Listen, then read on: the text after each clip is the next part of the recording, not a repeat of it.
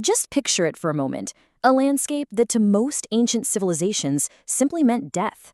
The sun just burning down over the endless deserts of ancient Persia, a place of shimmering heat and, well, a whole lot of silence. And yet, beneath all that harshness, there was a heartbeat. You see, an ancient civilization carved rivers of life not on the surface for all to see, but deep within the earth. And that's the story of ingenuity we're about to get into. And that one idea, it's everything. It's the key to understanding one of the greatest engineering marvels of the ancient world. It's a story about how a mix of faith, incredible ingenuity, and a deep respect for nature allowed an entire empire to blossom in one of the most unforgiving places on Earth. So you gotta wonder, right? Where does an idea like this even come from? Well, it was born from this fundamental paradox, this huge contradiction that defined the entire Iranian plateau. On the one hand, you've got these vast, scorching hot plains. But on the other, you have snow-capped mountains holding an incredible amount of water. The early Persians looked at this, and they didn't see a problem. They saw an opportunity. They figured out that deep in the foothills, all that snowmelt was gathering in underground aquifers. So the real challenge wasn't a lack of water. It was how to get it across miles and miles of desert without it just evaporating into thin air. Their solution? Go underground. Now, this was not a job for just anyone. You couldn't just hire a crew of laborers. No, it took a very special kind of builder, someone who was part engineer, part geologist, and, in a way, part priest. These were the Mokanani, and they were revered, almost legendary figures. They were given this sacred duty of finding and guiding the water. I mean, think about it. They worked in total darkness, always facing the threat of a collapse, guided only by knowledge that was passed down for generations. They weren't just digging tunnels, they were literally coaxing life out of the earth. The process itself was just sheer genius. It all started when a Makhani would find the mother well, basically by just reading the landscape, figuring out where the water table was high up in the mountains.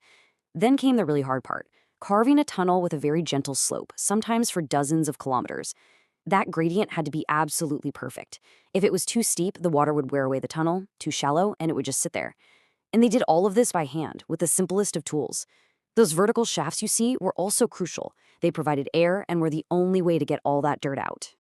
And this image just perfectly captures the beauty of the whole system. You know, if you were to fly over the desert today, you could still see these lines of shafts dotting the landscape, almost like a delicate necklace. It's such a powerful reminder of how this massive piece of infrastructure was so deeply and organically connected to the land itself. But this technology wasn't just for keeping a few villages going, no. This became the bedrock, the foundational infrastructure that allowed the Persian Empire to rise up and basically command the ancient world. Just let that number sink in. 40,000. Historians figure this massive network delivered billions of liters of water every single year, completely transforming the desert into a cradle of civilization. For pre-industrial society, all this scale is just mind-blowing. So here's the key takeaway. This wasn't just about survival. It was about power and glory. Rulers like Darius the Great, they got it. They understood that if you control the water, you control everything. This system is what sustained magnificent cities like Persepolis and created those legendary Persian gardens, which, by the way, are the inspiration for our word paradise. Honestly, without the Qanats, the Achaemenid Empire as we know it, it just wouldn't have been possible. But there's more to this story than just brilliant engineering. To really get what the Qanat meant, we have to go deeper, to see how it was tied into the very soul of Persian culture. And the answer, of course, is a big no. For the ancient Persians, the Qanat wasn't just a tunnel, it was a physical manifestation of their entire spiritual belief system. You see, in Zoroastrianism, which was the main religion in ancient Persia, things like water, earth, fire, and air were considered sacred. Water, especially, was seen as a gift from their supreme god Ahura Mazda. It was a symbol of purity and life. So bringing that water up from the darkness and out into the light, that was considered a holy act, a way of honoring creation itself. And this wasn't just some abstract idea. It was woven into their daily lives. Whenever a new Qanat was finally finished and that first trickle of water emerged, it was a massive festival. The whole community would come out to celebrate with offerings and blessings. But making it sacred also had a very smart, practical side. Polluting a Qanat was considered one of the worst sins you could commit. which basically guaranteed that the system was meticulously taken care of for centuries. Now, the story of this remarkable invention doesn't just stop at Persia's borders. Its genius spread out across the ancient world, kind of like ripples in a pond, and it continues to resonate even today. As the Persian Empire grew, its engineers took this technology with them. Soon, you start seeing it pop up in Egypt and Arabia.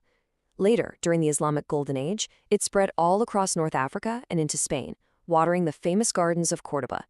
It even traveled east along the Silk Road all the way to China. You could say the Qanat became Persia's silent ambassador. And here's what really makes you just shake your head in amazement. Compare their methods to ours. Today, we have satellites, lasers, and computer models to map out terrain and calculate slopes. The Makani? They had rope, some simple leveling tools, and this almost supernatural understanding of the land passed down through generations. Modern hydrologists still look at their work and are just blown away by the precision they achieved. And listen, this isn't just a cool history lesson. Here's why it matters right now. The Qanat is a powerful lesson in sustainability. It's a system that delivers water without using any energy, without draining aquifers, and by working in total harmony with nature. In a world that's getting more and more worried about climate change and water scarcity, we're actually looking back to this ancient wisdom for modern solutions. So, at the end of the day, the Qanat is so much more than a tunnel. It's a dialogue between humanity and the earth. It's a testament to the idea that true power isn't about conquering nature, but about cooperating with it. And that's its message, a message from the past, still flowing, still giving life, whispering to us that sometimes the most profound solutions aren't found by reaching for the sky, but by listening to the heart of the earth.